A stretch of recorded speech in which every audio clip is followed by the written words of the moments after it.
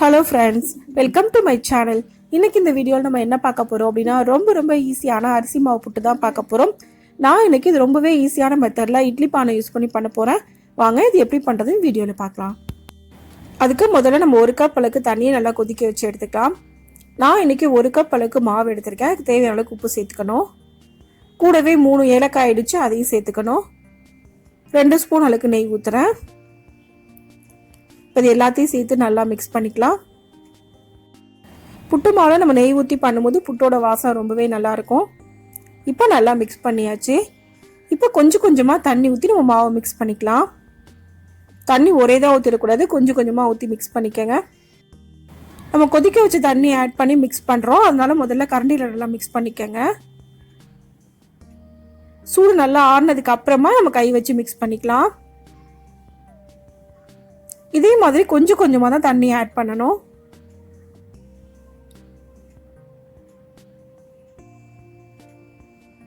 இப்போ சூடு நல்லா ஆறிடுச்சு. நான் கை வச்சு நல்லா மிக்ஸ் பண்ணிக்கிறேன். கட்டி எதுவும் இல்லாமல் நல்லா மிக்ஸ் பண்ணிக்கோங்க.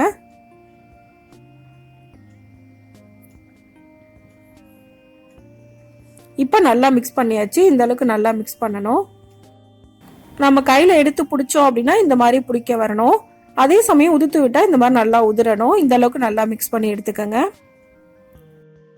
சரியான அளவுக்கு தண்ணி ஊற்றி இந்த அளவுக்கு நல்லா மிக்ஸ் பண்ணாதான் நமக்கு புட்டு ரொம்ப நல்லா வரும்.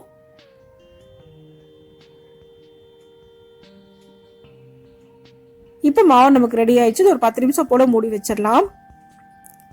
10 நிமிஷத்துக்கு அப்புறமா ஓப்பன் பண்ணி ஒரு தடவை நல்லா மிக்ஸ் பண்ணி விட்டுக்கிறேன். இப்போ உங்களுக்கு கட்டி எதுவும் இருந்துச்சு அப்படின்னா கொஞ்சமாக மிக்ஸி ஜாரில் ஆட் பண்ணி இந்த மாதிரி நல்லா பவுடர் பண்ணிக்கோங்க. அப்போ உங்களுக்கு கட்டி எதுவுமே இருக்காது.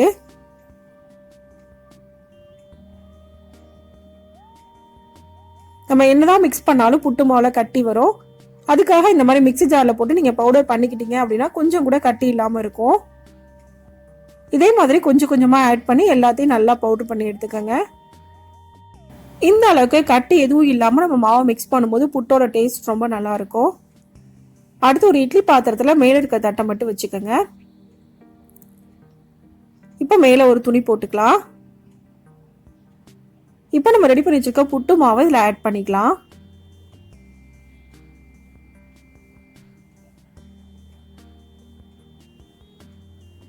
இப்போ எல்லா மாவுமே ஆட் பண்ணியாச்சு.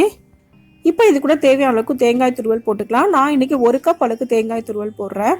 உங்களுக்கு எவ்வளோ தேங்காய் தேவையோ நீங்கள் அவ்வளோ போட்டுக்கலாம்.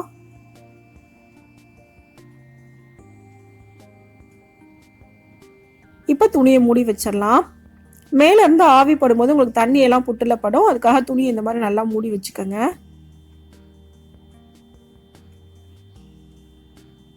இப்போ மூடி போட்டு மீடியம் ஃப்ளேமில் ஒரு 10 நிமிஷம் போல வேக வச்சு எடுத்துக்கலாம். 10 நிமிஷத்துக்கு அப்புறமா நான் ஓப்பன் பண்ணுறேன்.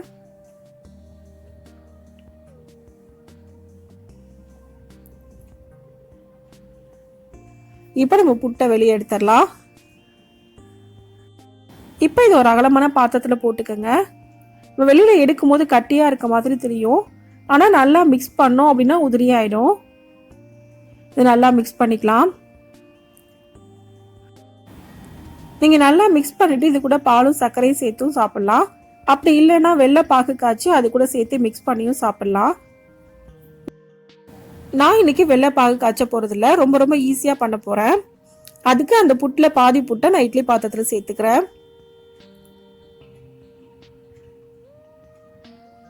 இப்போ சேர்த்தாச்சு. இது கூட கொஞ்சமாக பவுடர் பண்ண வெள்ளத்தை சேர்த்துக்கலாம். எவ்வளோ ஸ்வீட் தேவையோ அந்த அளவுக்கு சேர்த்துக்கங்க. சேர்த்துட்டு துணியை மூடிட்டு நம்ம இட்லி பாத்திரத்தை மூடி வச்சிடலாம். ஒரு 3 நிமிஷம் போல வேக வச்சா போதும். வெள்ளை கரையிற டைம் வரைக்கும் இருந்தாலே போதும். இப்போ 3 நிமிஷத்துக்கு அப்புறமா ஓப்பன் பண்ணி நான் ஒரு பாத்திரத்தில் சேர்த்துக்கிறேன். நல்லா மிக்ஸ் பண்ணிக்கோங்க. பாகு காய்ச்சும் போது பதம் எல்லாம் பார்க்க வேண்டியிருக்கும். ஆனால் இந்த மெத்தடில் ரொம்ப ஈஸியாக பண்ணிடலாம். இப்போ நல்லா மிக்ஸ் பண்ணியாச்சு. நமக்கு புட்டு ரெடி ஆயிடுச்சு. இந்த ரெசிபியை இதே மெத்தடில் நீங்களும் செஞ்சு பாருங்க. இந்த வீடியோ உங்களுக்கு பிடிச்சிருந்தா லைக் பண்ணுங்க, ஷேர் பண்ணுங்க, கமெண்ட் பண்ணுங்க.